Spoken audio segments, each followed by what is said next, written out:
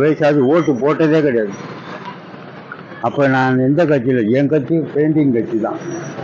அப்படி நான் இருந்திருக்கேன், சுயநலவாதியாக இருந்திருக்கேன். அதனால் எனக்கு எந்த கட்சியும் தெரியாது.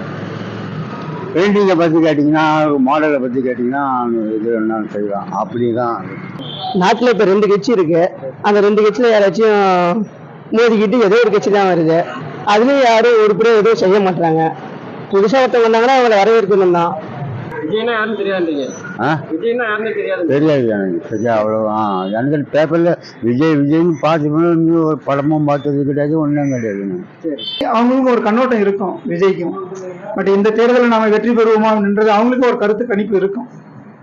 அதனால அதை யோசிக்கும் பொழுது அவர் யோசிக்கிறதுல தவறு இல்லை அப்படின்றதான் என்னோட ஒப்பீனியன். பட் ஆனால் நல்ல மாற்றங்கள் வரும். இளைய தலைமுறை, சின்ன வயசு, நல்ல முன்னேற்றம் இருக்கும் தமிழக மக்களுக்கு அப்படின்றது என்